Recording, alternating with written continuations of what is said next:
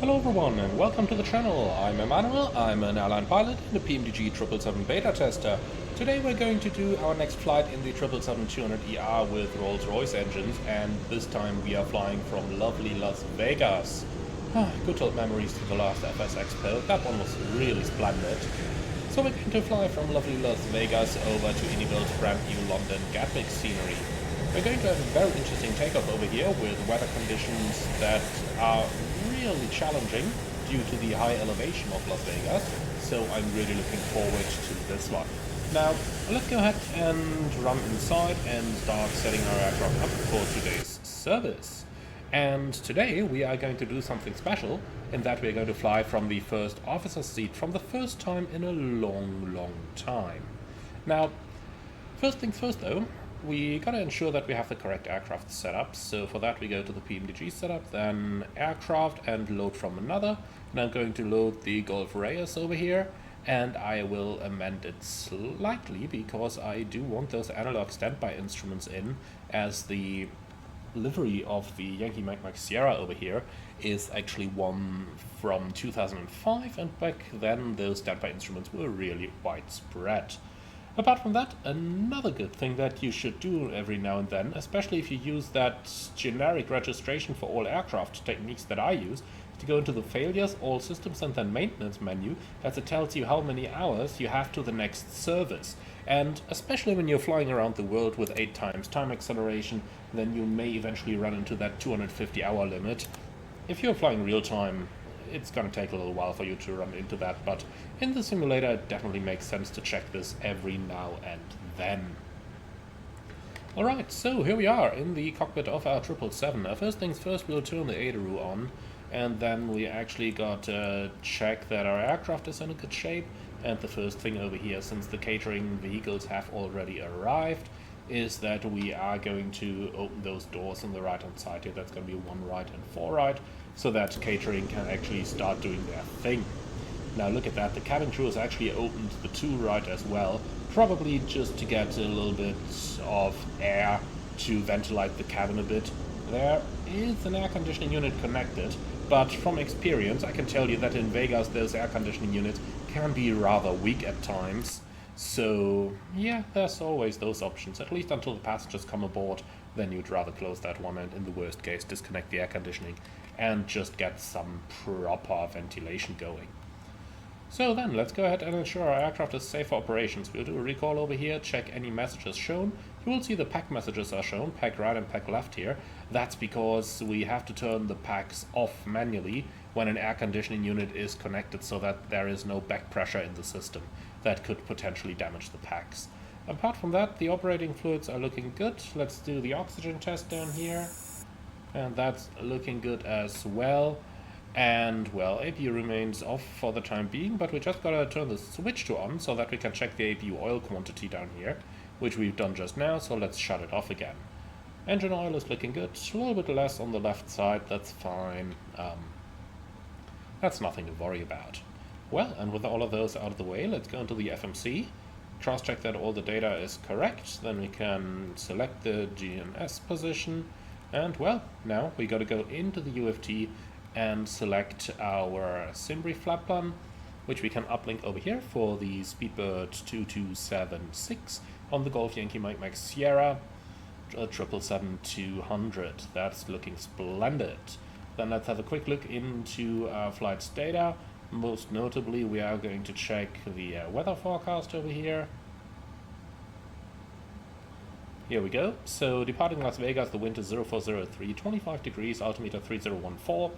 And then Gatwick awaits us with northeasterly winds at 10 knots, few clouds, and the forecast is pretty good as well. Our first alternate Manchester has forecast good weather conditions as well, and with that in mind, if we depart on time, we are going to arrive, well, half an hour late unfortunately, and that's even with the high cost index already. So chances are what we are going to do is to take a little bit extra fuel here, fly a bit faster, see what we can achieve. So you can see we can spare 20 minutes at the cost of 3,000 kilos. That may be a little bit expensive, but you know, something like 2 tons extra or so, just to have some options, is something that we can absolutely consider if our takeoff weight permits. And that's the interesting thing departing Las Vegas today. So our minimum here is 72.5, and that would give us a takeoff weight of 250.1. Now let's head into the performance tool over here, select that Las Vegas, one right is the active departure runway, import the weights, import the weather, calculate. You can see we can still depart over here. Now let's, actually I have a little incorrect weight here, so let's increase this, 250 tons, see what we're going to get now. You can see we can still depart. Now let's try a little bit more, like 260 tons. And that one actually starts getting problems for us. So you can see the maximum takeoff weight is rather limited here. Now I'm just interested to see what the maximum is according to the Universal Flight Tablet. 270? No, so 267.6. If you think about that, the max takeoff weight is 299 tons. Well, this is pounds up here, but basically it is 299 tons. Then that's quite a reduction over to the maximum, isn't it? So pretty interesting conditions here. In any case, we can see that we are not too limited today. So for this reason, if we take 2,000 kilos extra, or if we even take 2.5 extra, so 73 tons, then we are still good to go. So let's go to the weight and balance.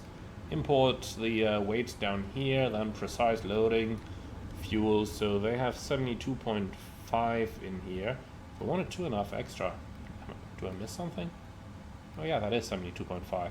So that's going to be a total of 75 tons that we will take today, just to fly a little bit faster and to make up for some of that delay. Alright, so weights are entered. Let's see what the status is with our ground handling. They are waiting for us to close the doors. That's very good, because that means they can start the boarding immediately thereafter. So close, close, and close, if you will. Here we go. All three closing. Then let's go ahead and order boarding, please. So for that, aircraft is refueled, so the seatbelts are going on and the emergency exit lights are coming on as well, together with a voice recorder. That way we are completely legal to board our guests. Alright, looking good. So that much for our basics and for loading up our airplane. From here, let's go right into our setup, and we are going to start with our charts. So we'll need the airport chart, and we'll also need the parking gates, provided we can find them. This is just coordinates, isn't it? Interestingly enough, including the actual chart. Fair enough. So this is what we need.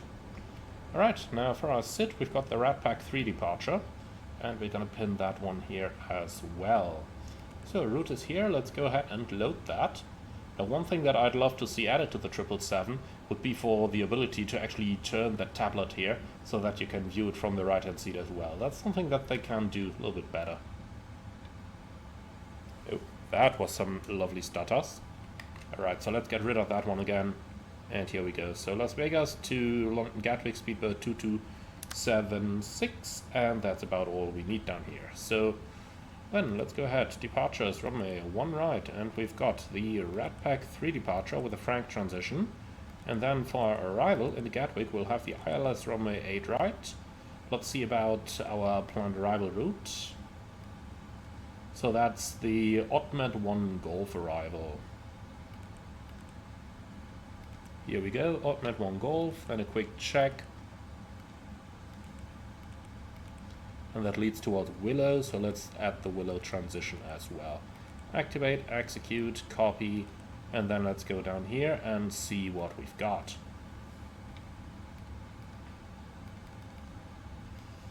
So we're departing runway 1 right, that's heading 014 and then 072 in Monte Keybat above 6,000.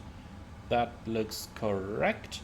And then we continue via Jennifer, Ratpack, Darden, and Frank. So Jennifer, Ratpack, Darden, Frank, MILF, and that's it. Perfect.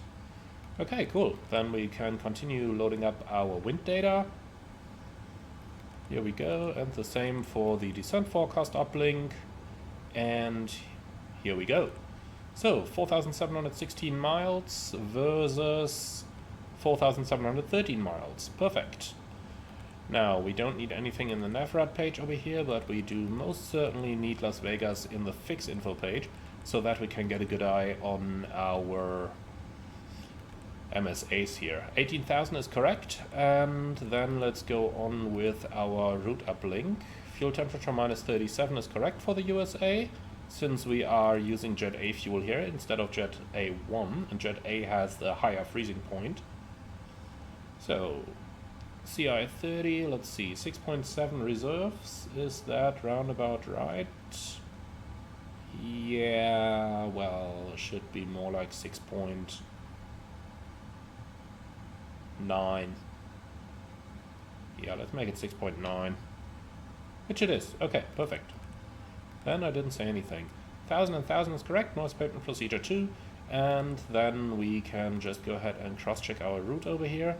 So we are going to depart via the Ratpack 3 to Frank, direct MILF, direct DTA, direct Boy, which is what we've got. Then KD90 uniform, Dick and Ottlure. Again, that matches. Itbin, and then 5290 Verso, which checks.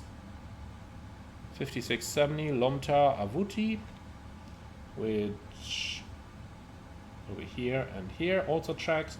Then 58.5 50, 5940, 5930, and that looks all correct. Continued via 5820 Sunot Kisik Snorla, and that's pretty much correct. Thereafter direct Fonzu, Airlip Otmet, and from there we are already going to join the arrival routing. So that actually looks pretty good down here. Alright, cool. So we just got to cross-check all those oceanic waypoints here. So starting at 5290, cross-check the coordinates, 52 north, 90 west, that's correct. Then we continue with 5670. And that's also correct. Then we continue via, well, 58.5 50 is correct. Then 5940 is also correct. 5930 is also correct. And last but not least, we have 5820, which is also correct. Alright, perfect. So everything is here, just like we needed. We can copy that route, and that's it. And you are gonna get the performance init page. Wonderful, FMC setup completed. No, you are not where I want to go.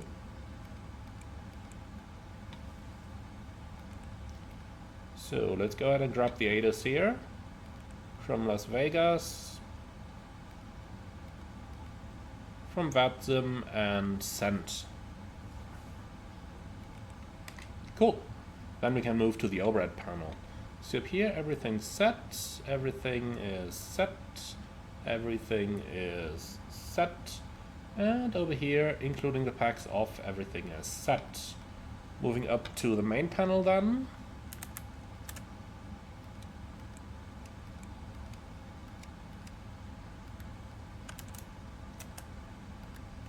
So the rest over here stays as it is for the time being. Checklists, reset, all. Wonderful.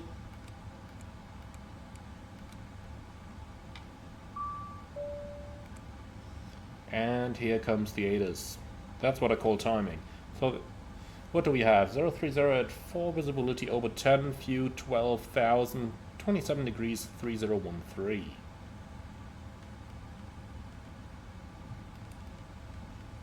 Which is set once, and oh, that was a bit fast. Set twice. Perfect. So let's set that brake, but let's just verify that the brake temperature is good and it's actually completely cool. Perfect. Alright. Well then, just cancel that ATIS away here to get rid of the comm message. Alright, getting down to our comms. Let's set 1228 and 1215.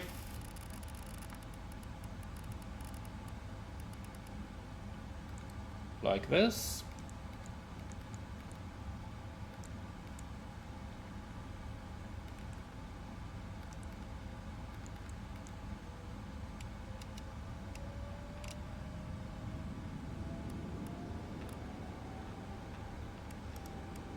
And on a flight like this, we would most certainly have an observer with us as well. So we gotta set the observer's audio control panel as well. Alright, and with that, we are pretty much done with our setup.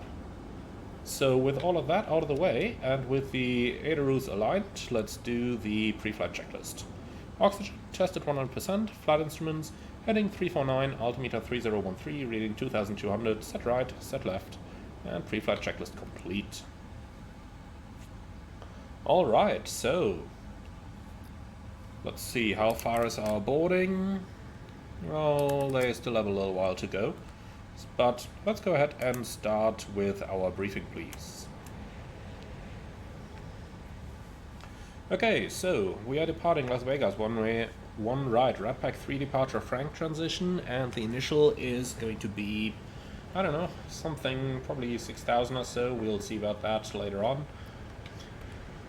Actually 16,000, I believe. Might have to have a look into the chart later. MSA wise, the highest is 10,200. The departure leads us pretty quickly into a lower region here of around about just above 6,000, so 7,000 should keep us safe for most part of this departure. Extra fuel and time, we have 2.5 tons extra, and that gives us roughly 20 minutes over here. Wonderful, thanks. So we are going to depart one right. Hotspots for the taxi routing, I don't really see any there. We do have to cross runway 26 right though, which however is normally not active around this time of the day, so I'm not worried about that. Nonetheless, a good look outside. Stop margin in case of rejected takeoff is close to 0, so that's something to be aware of. We will be go-minded, and luckily on one right the margin isn't that bad, just to get the aircraft to climb out properly and avoid any terrain as well. In case of an engine out though, the routing takes us straight out to 12 nautical miles, so let me actually enter a 12-mile ring here as well, and make a right-hand turn back to the airport, and then over the airport we climb 6,000. That is going to keep us safe over here, and then decide on the further course of action. 26 right is in use for landing, so we can come back if we need to. Long runway, so options are available, however it starts getting warm over here, 27 degrees already according to the Asus, and it's probably only gonna get warmer. So aircraft performance definitely is a thing, especially in case of an engine failure or anything that might impact our abilities to stop the aircraft. Alright, if absolutely needed, we can always just head off to Oakland, or not Oakland, but what's the other one called there, Ontario. And we can just fly there, or even all the way to Los Angeles. Those options are available to us. Well, apart from that, I have no specials, nothing non-standard today. One thing to pay some attention to, if we look at the departure chart, well, you can't see it well on here. If you look at the Lido version of it, over here is a hill, and that 6,000 restriction is not there for noise abatement. That's there because over here is a hill. And I'm quite shocked that this is actually missing from the Jefferson chart. Let me actually show you that one on the Lido chart, because Lido shows that quite a bit better. So we're looking for departures, runway 1 right, and where is the red pack?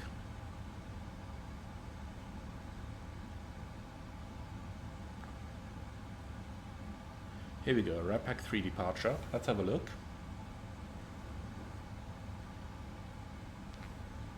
Loading.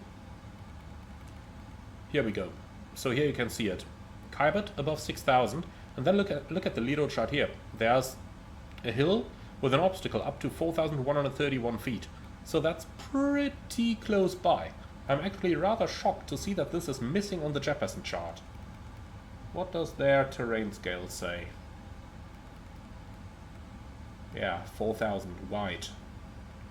But including the obstacle, this one is more like 4,100, so theoretically you could argue that you could have placed that hill on the map. And I would absolutely find it useful, because when you're flying this departure, which I just recently happened to do in the real world, and you're looking out to the left, that hill is pretty large.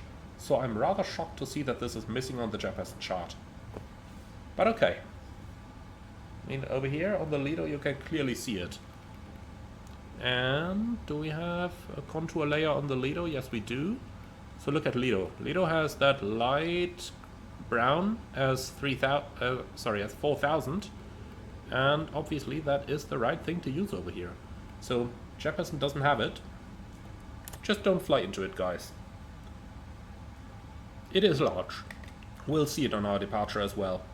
The 777-200 doesn't climb that well. On the 300 it probably wouldn't be an issue at all. And I suppose on a 747 or something the like, it absolutely wouldn't be an issue. But, you know, on those, let's call it first generation dual engine wide bodies, think 777-200ER, A330 Classic, even the A330neo for that matter. Basically all those aircraft that don't climb that well, that's where this can really become an issue. Well, apart from that, I have nothing special, nothing non-standard, and threats for the departure, obviously terrain. Weather is a no-brainer today, it's clear skies all around, so we can use the terrain display to mitigate against that. And that's pretty much it. So they've just closed the cargo doors. Let's see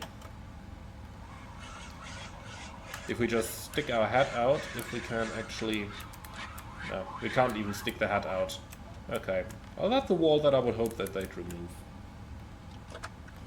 Okay, anyway, doesn't matter. Let's go ahead and close this thing again.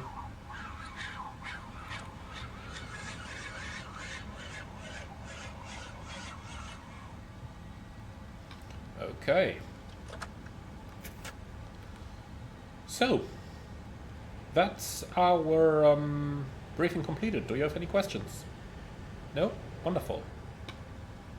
So let's start that APU. Let's see how the air conditioning is doing overall. Yeah, 24 steady. That's nice. Okay, so let's start the APU, and well, then you guys can already disconnect the ground power. The ground air conditioning unit, please.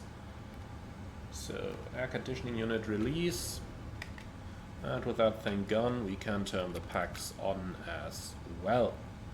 Wonderful. So, boarding is completed. Very nice. And let's go ahead and prepare position for pushback and departure, please. So, that's the trigger to get the load sheet. And we do have a zero fuel weight of 177.8.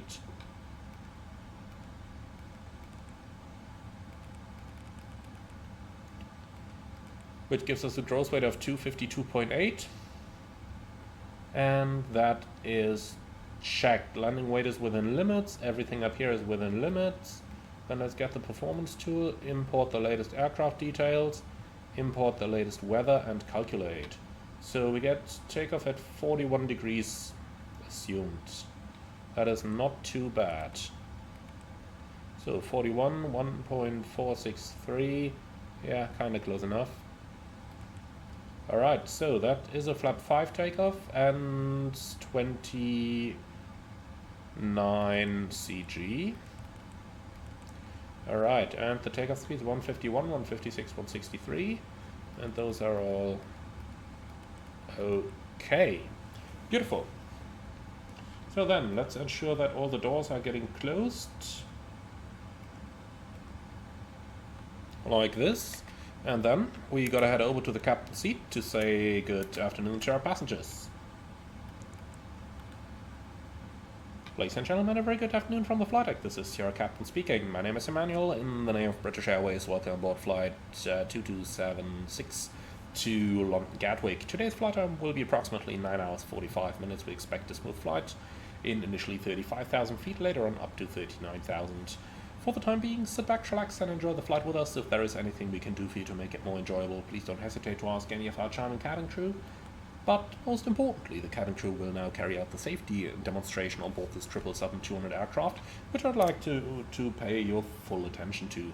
Thank you very much for your attention, and we're looking forward to serving you on today's flight.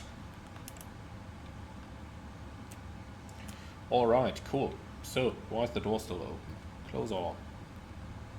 It says closing. Alright, here we go. That's looking better. So it will be a push with the nose to the right. We can't select that already, because that's the only way you're getting out of here with a wide body. Alright, cabin crew, all dots in flight. So everything's set, then let's see, APU is running. So we can disconnect the ground power unit. Park and brake is set. So then everything is removed. Wonderful. Alright, cool.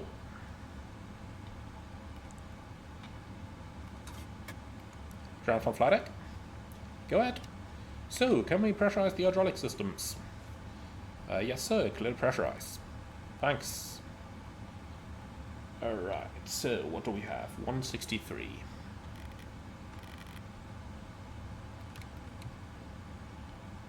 First heading 014. And then let's just check the initial climb again. Flight level 190. I like that one. Here we go. So, right hydraulic system is on. Let me guess. Fuel in center. Surprise. And the trim 5.5.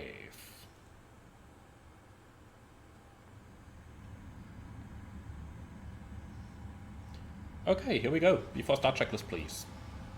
Flight deck door is closed and locked. MCP V2163 heading 014, altitude 19,000. Takeoff speeds V1 152, VR 156, V2163. CDU pre-flight completed. Trims 5.5 units, 0 and 0. Taxi and takeoff briefing completed. Holding a beacon. So, ground flight deck, go. Pushback is approved. Runway 01 right. Tail to the west, and the park and brake is now released. Roger that, start and pushback, stand by for engines. Roger. Okay, before start checklist complete, and off we go. So then, Las Vegas. It's been a joy once again, and once again we did not win anything at the casinos. Because, surprise, otherwise the casinos would probably go bust if everything won something.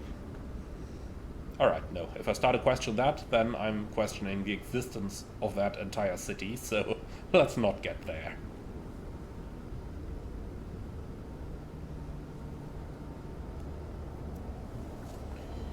Alright, so we are beyond the road. Let's just wait until the pushback is a little bit further, because we have a little while to go onto the center line over there. I suppose we could probably just go into that line over here as well. Let's see where GSX is actually going to push us.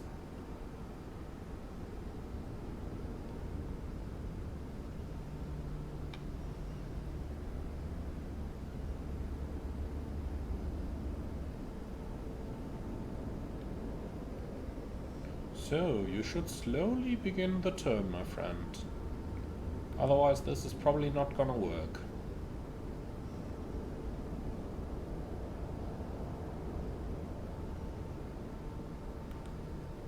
Will you? Please? Come on, GSX.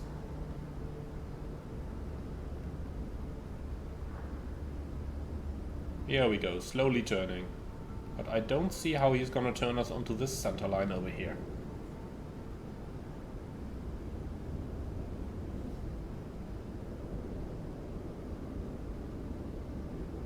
At least not without breaking our nose wheel. That is of course always an option. So, you see that red line over there? That's the maximum deflection that the tow bar is allowed to take. And right now, we're across that, so basically we're AOG now. They broke our nose wheel. That's the very reason you have that line over there. Alright, so starting engines.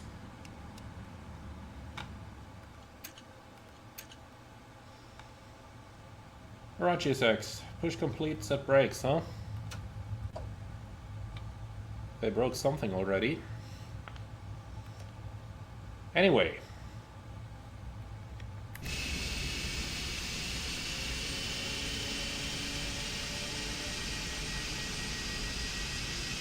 Better late than never.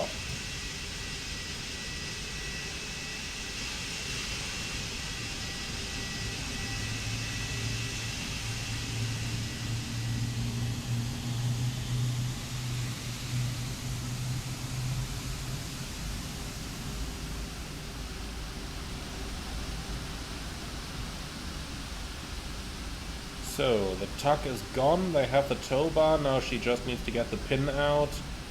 Engine start should be completed in a few moments here. And indeed, starter cutout, monitor 1 and 2, and both engines are stable. So, APU off, we don't need an APU to pack takeoff luckily. Just wait for summertime when it's not, you know, 27 degrees outside, but when it's 43, then we will need that APU to pack takeoff. So that backup generator message we had for a moment is gone. Clear signal is received, then let's do the flight control check. Full up. Full down. Neutral. Full left. Full right. Neutral. Rudder. Full left, full right, and neutral. So, before taxi checklist, anti-ice, auto, recall, checked, flight controls checked, ground equipment clear, before taxi checklist complete.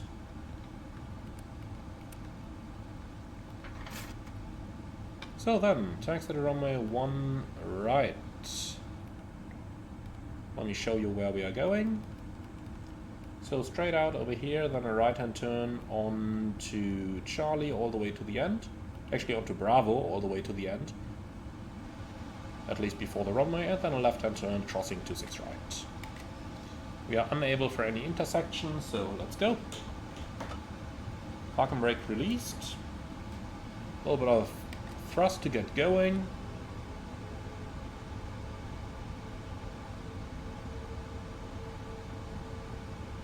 We'll take the second one to the right, we'll taxi via spot 1 today.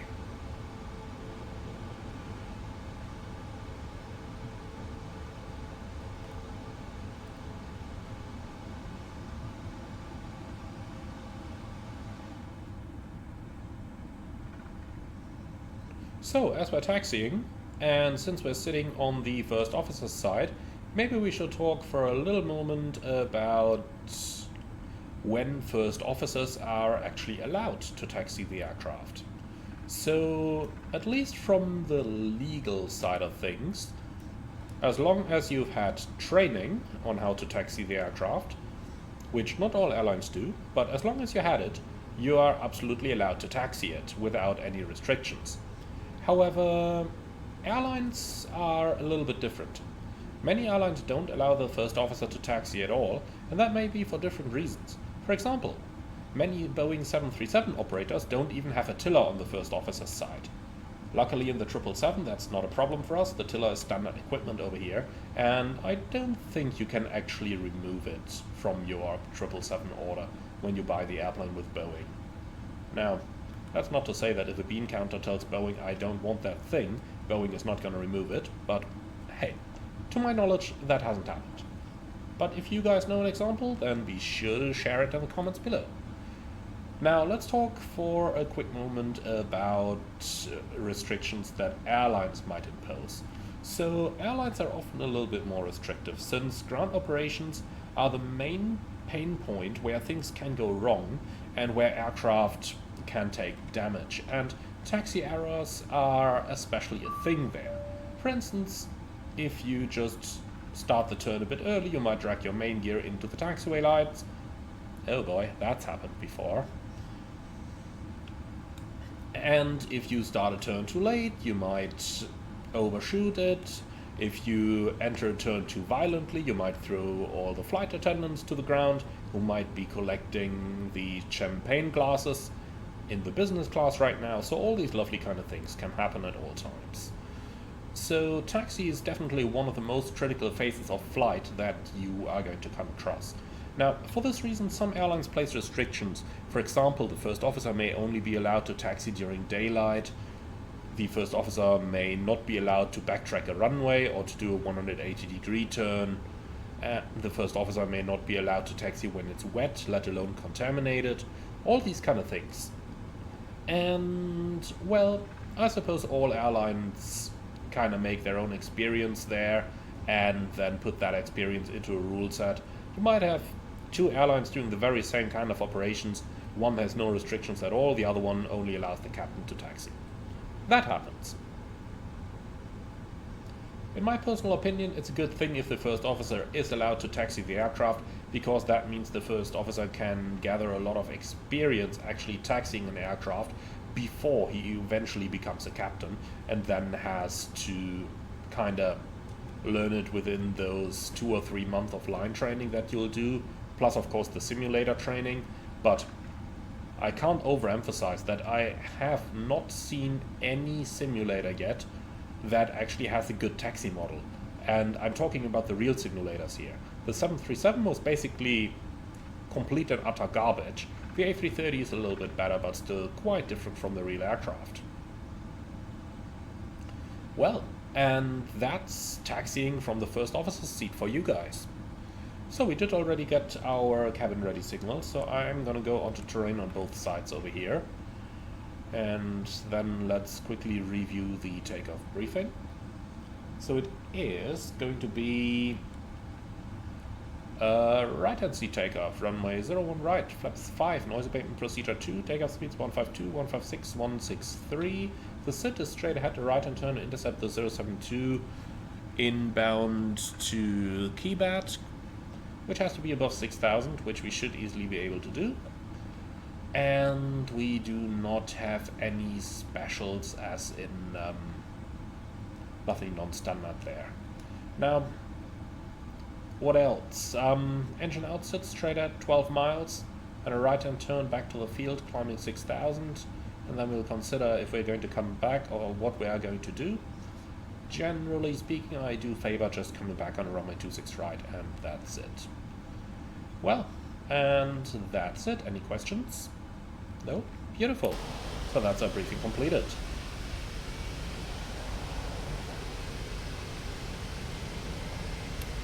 Just look at this. The skyline of Vegas is just beautiful, isn't it?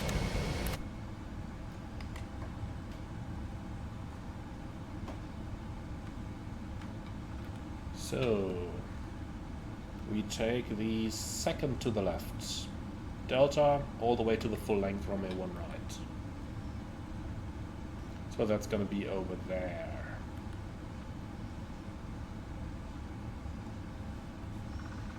So how's the situation at the holding point? Open. Very good. That means we can cross the runway without any further restrictions. So the strobe light is coming on.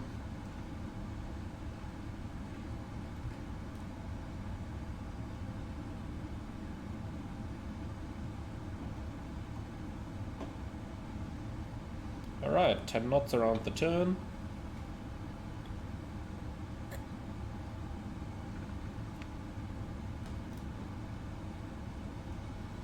So, crossing 26 right. And again, we are clear on the left. 08 left. Checked, clear to cross.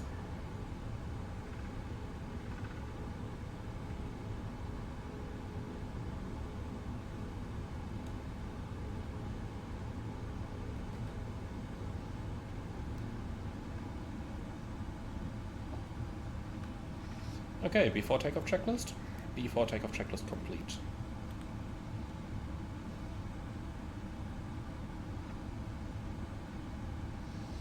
Are you ready to go?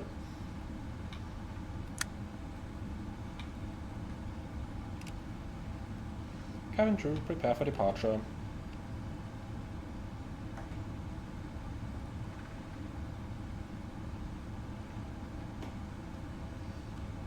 Okay, 10 knots into the turn, looking good.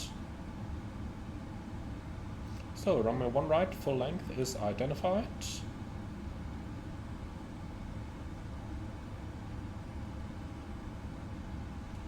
And we're clear on the right-hand side. Approaching Clear on the 0, left-hand side. 1, right.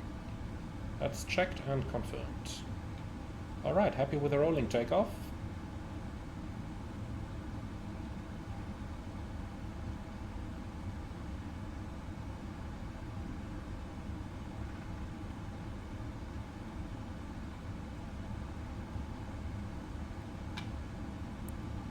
On runway 0, 1, right.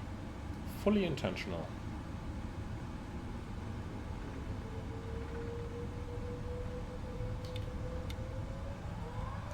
Set Approaching takeoff thrust. 0, 8, left.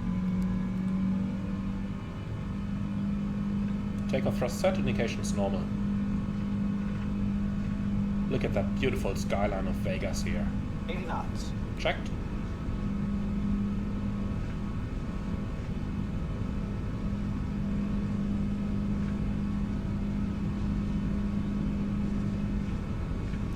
Over 100% N1. You can really see how maxed out we are. V1. Rotate. So careful rotation, make sure not to tail strike it. Positive rate of climb. Gear up.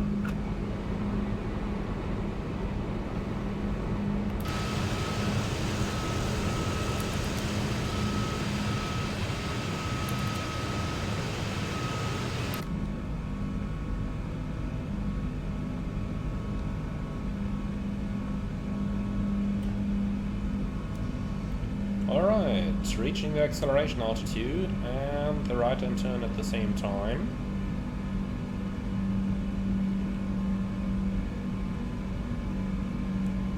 Flaps 1. Speed checked. Flaps 1.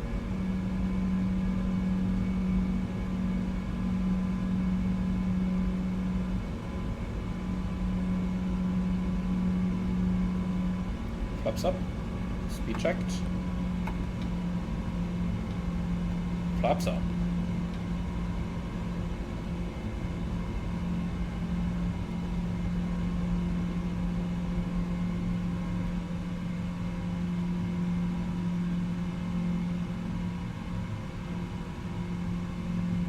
Alright, so this is the little hill that I meant, that I was rather surprised is not on the Jefferson chart. As you can see, this thing can definitely be relevant. Don't you think so?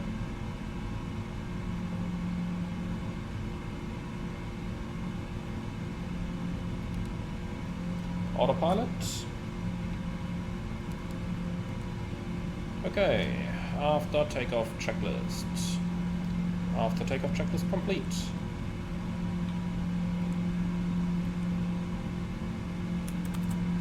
So, if you look at this, I really don't know why Jefferson thinks this is not relevant for our flight.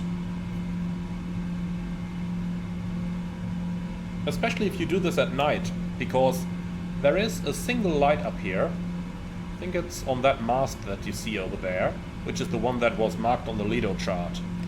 So there is that one red light. Apart from that, you have no indication of this entire hill existing.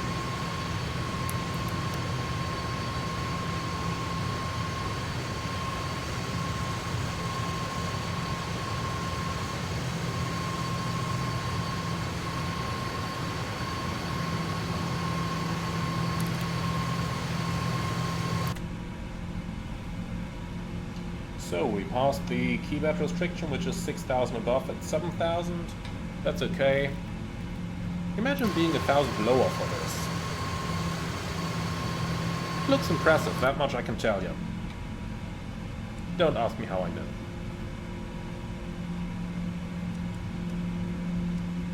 So, a good chunk of traffic off to the right-hand side there. I wonder where they might be flying around. It might not eventually have to do with the Hoover Dam over there. Lake Mead, and the Hoover Dam is located over here, I believe. Yeah, it definitely has to be over here.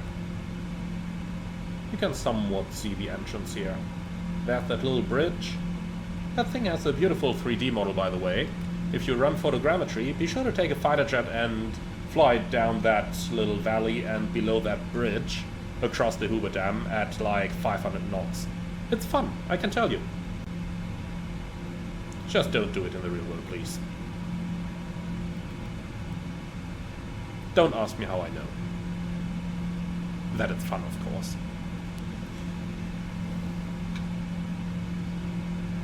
Alright, so we are clear of any of that terrain ahead. Approaching 10,000 feet, I will definitely leave the lights on because the amount of VFR traffic that you have in this area is immense. There are so many sightseeing flights, helicopter tours and everything going on over here. They do have their standard routes, they are supposed to stay very close to the ground, but just believe me when I say that most comply with that. So, passing 10,000, let's see, a little bit of wind from the front, that might cause a bit of turbulence going over those hills over here. But overall, I think we are going to be fine. So, let's go ahead and continue our climb here. The recommended is 290, yeah, we'll disregard that. So 350 is the final flight level. I suppose we're going to go right up to level 350. Now let's have a look at the arrival time, 0829, and the schedule is 0750. Okay, that's bad. Let's try something. So we'll put that up on your side. Let's see, cost index 200, how much impact does that make? Remember 29 at 9.9? 22, 9.5. Sounds worth it. Let's try 300. 29.4, even better. 400. Now it starts to get expensive for barely any gain. Let's just see what 500 achieves. 17.9 tons. So that's 1,000 kilos more for 17 minutes. Well, for 13 minutes gain. Yeah, we'll do that. So we'll fly a CI 500 then. 0.844, 0.844, recommended level 330. We'll do 3.5 nonetheless. Probably recommends 3.3 because we can fly at a higher true airspeed down there. But we'll do 3.5. That's gotta be fine. Alright. So, the climb gear rate has washed out. You can see now the plane does climb a little bit nicer here at 2,700 feet a minute.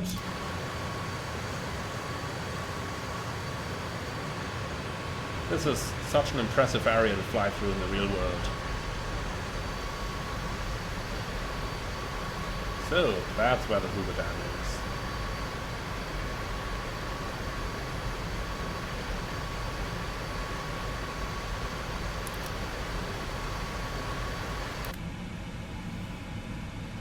Alright then, so we are getting clear of the Las Vegas terminal area, and I think we are clear of any possible turbulence now, so passengers are released.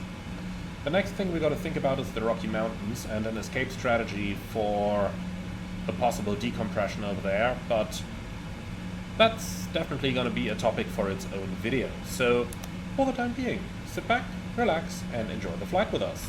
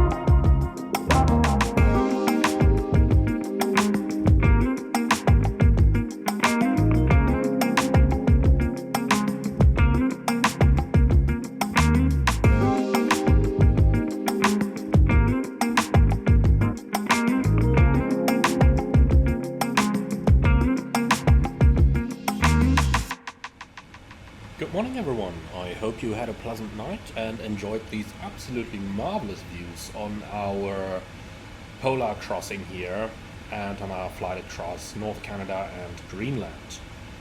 I really hope you had a pleasant night on board, but now let's go ahead and hope that you enjoyed your English breakfast, had some proper baked beans, and now we can go ahead and start to prepare our airplane for today's arrival into London Gatwick.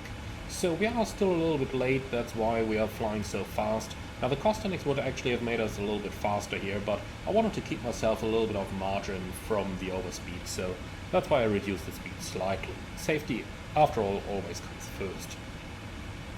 Now you can already see what our arrival looks like, however I don't really intend to fly that. Traffic permitting, I would like to just go onto a downwind somewhere over here after Tel2. So once we pass Tel2, we are probably going to increase our rate of descent by quite a bit. Now let me show you what the arrival looks like.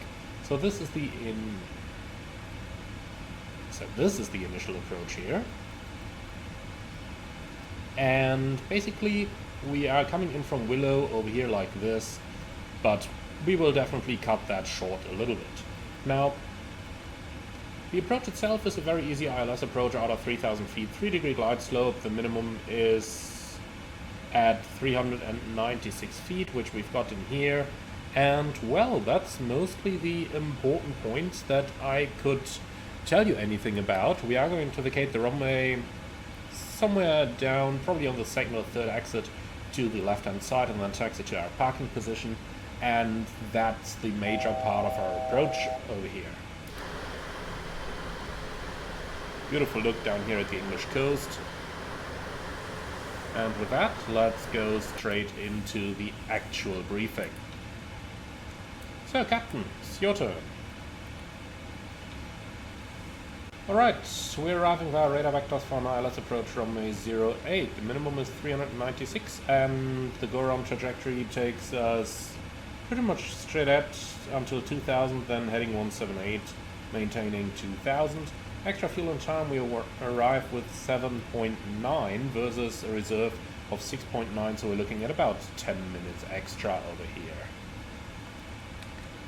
Alright, perfect. Then let me take over and let me actually increase that descent a little bit here. So speed brakes are coming out like this. TCAS into below, so that we actually see what's going on beneath us. And then let's do a right-hand turn heading 030. Alright, and descent flight level 70. So now, for our approach itself, I do expect a flight director guided ILS approach runway 08 right, flaps 25, auto brakes 2, idle reverse, vacate the runway to the left side, no hotspots on our taxi routing, and I have nothing special on non-standard. Anything on your side? Nope. Beautiful. So that's our briefing complete then. Alright, so let's really get down now. Speed brake out fully. That's something that I just love about the 777. If you want it to descend, it will descend. So extend the center line, please. With a course of 077, and let's go further left by 15. Heading 015, that should be fine. And then down to an altitude of 3,000 feet. And that's on the QNH 1020. And that's all cross-check, passing 9,001, well 9,000 now. Alright, cool, so through 10,000, the lights are on and the signs are on. Approach checklist please. Altimeters, QNH 1020, approach checklist complete. I'm really using those speed brakes to get down now, so that I can give myself some options towards the end of the descent and just retract the speed brakes, maybe passing 6,000 or so. Basically once we are within the nice 3-degree glide path. But for now, I just really want to get down and get the aircraft into a proper position for the approach here. In a 737 you would have had barely any chance. In a 777 with those things here, easy going, isn't it? So we're beneath the glide slope already. Then speed brakes are going back in. Let me actually update that direct over here, just to be sure that we have a proper VNAV profile. And here we go, nicely below the glide slope. And now we can make ourselves comfortable again. I just totally love those speed brakes on the 777. The A330 is just as good, by the way. Alright, cabin ready. That's wonderful. So, there's one aircraft down there, 5 miles out, minus 1500. A museum somewhere? Not really. No, not really. Probably also inbound. And then there's this guy over there, maybe 7 miles from the center fix. It doesn't look like he's heading there directly, so I'll just see if any of these are approaching aircraft and then just fill ourselves in the middle. But it doesn't really look like this guy is closing the final. This guy maybe. So let's turn right 030 again. Just to cut the mileage a little.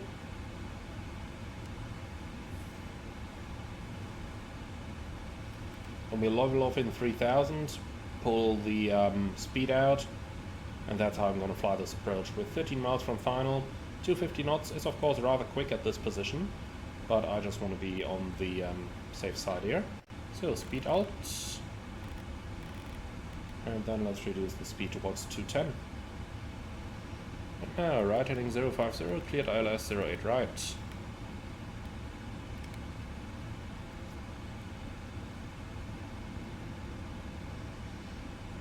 So looking pretty good so far. Manual flight.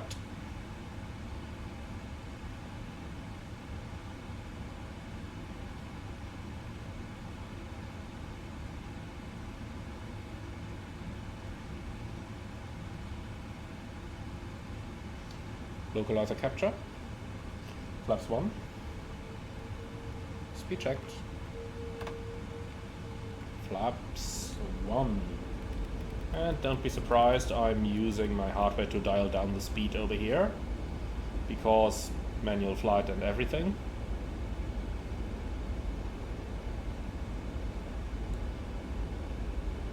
So I think we are clear of this other aircraft to the right hand side there.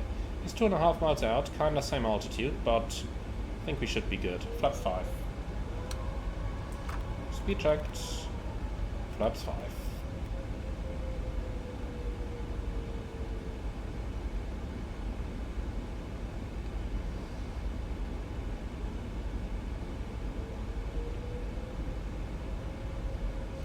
Glass lock capture. Go on altitude 2000 set.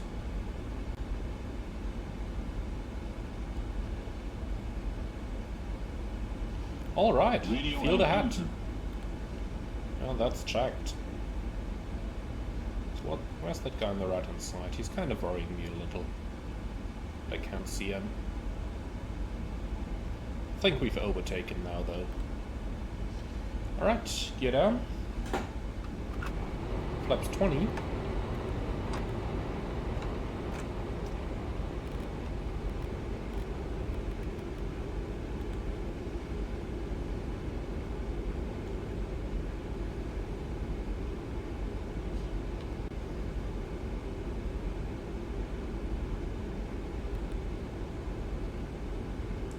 Flaps 25.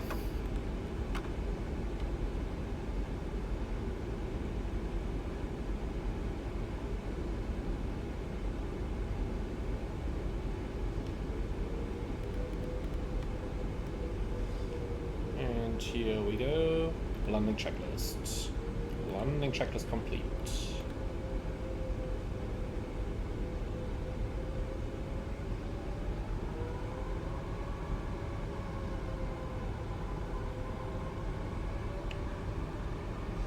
Alright, looking good. We're approaching 1,000 feet, we're nice and stable. What else could you possibly ask for?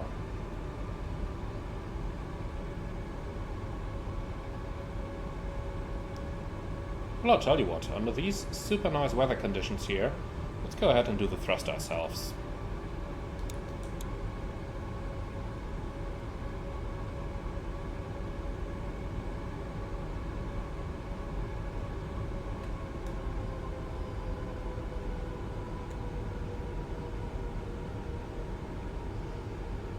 So, can you see that welcome to Luton sign anywhere?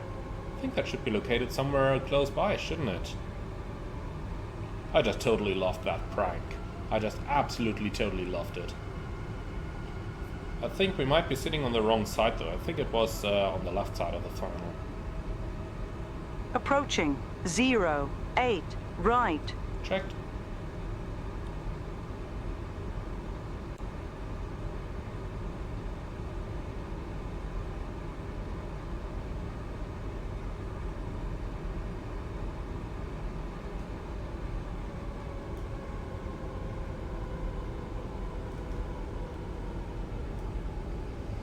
So speed is getting a little high, correcting that.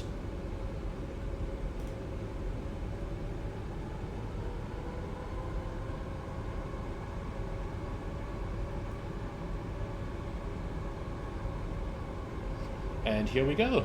Indie builds London Gatwick for the second time. Continue. So let's make sure that we stay close to the glide here. 50, 30, 20, 10.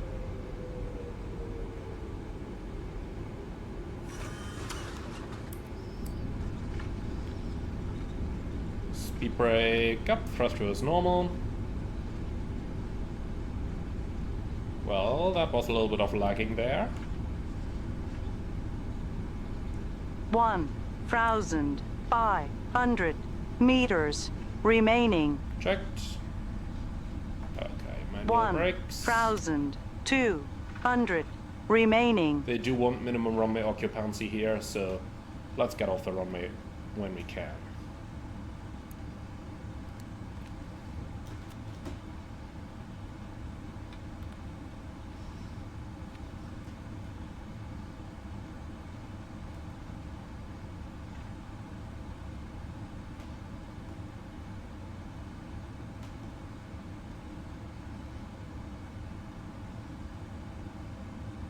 Approaching 26 right. Checked and clear to cross.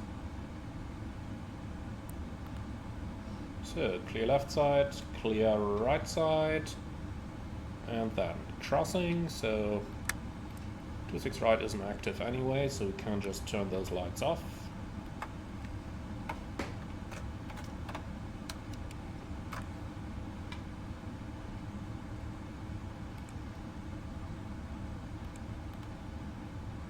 So, 9.5 hours. And we've made it back to London.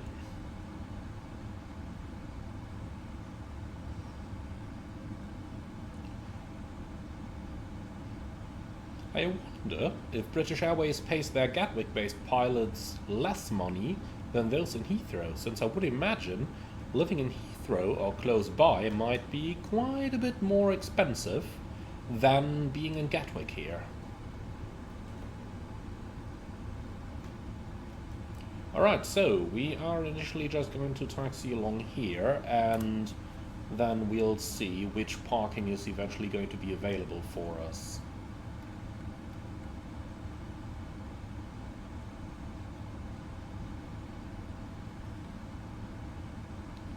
The real flight parked at stand number 21, so that's probably where we are gonna go as well.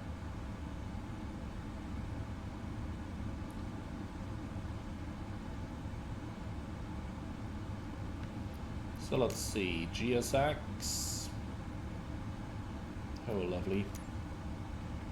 Let's restart Throttle, see if that helps any bit.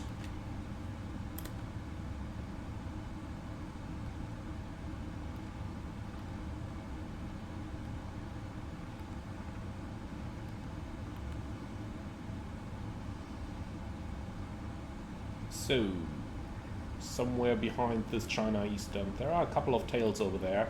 let's see if we fit into there anywhere. So clear left side, clear right side.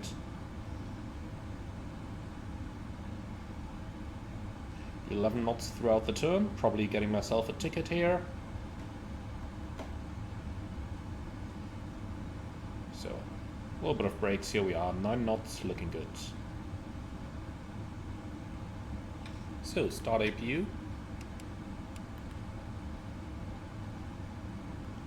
So that's number 25 over here. Let's see, GSX.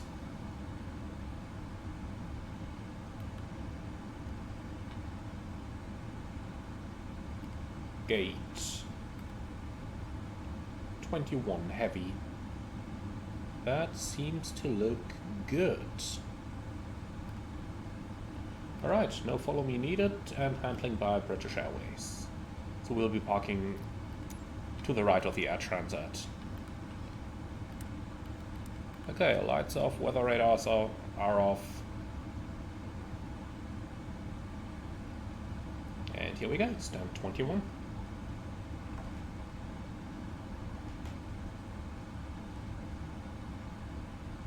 So it is a short 777 here. It's a 200, not a 300.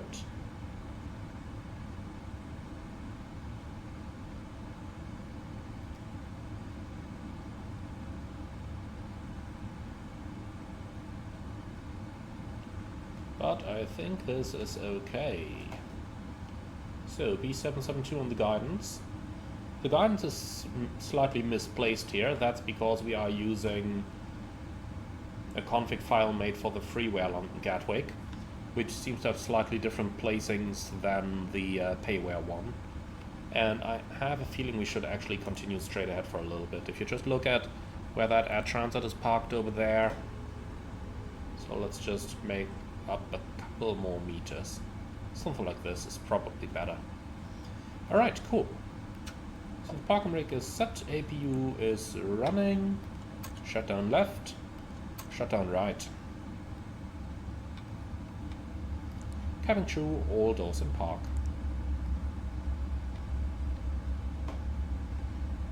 Okay, excellent. Engines are running down.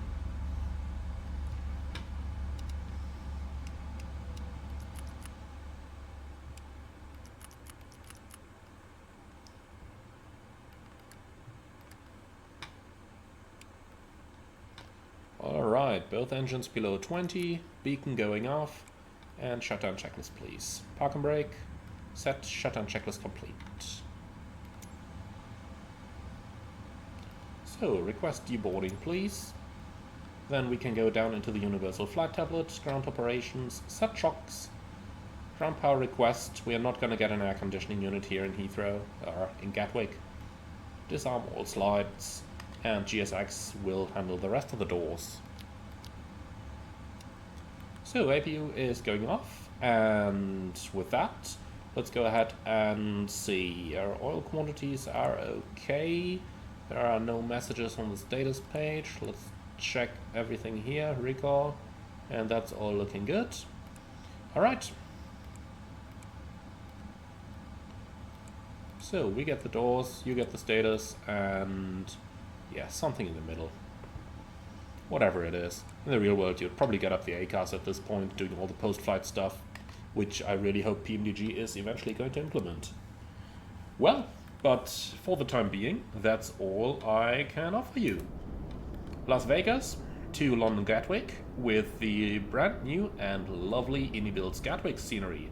At this point, thank you very much once again to Anybuilds for providing a review copy of the scenery. I do hope you all enjoyed this flight. Be sure to leave your feedback in the comments underneath the video. As always, be sure to like, comment and subscribe, and if you really love what I'm doing on this channel, I would appreciate a small donation through the Buy Me Coffee link in the video description below. Thank you very much for watching. Now tell me exactly what's going on back there, because that looks rather fancy, like some missing textures around a building or so. Well, and then I see you all again on the next one.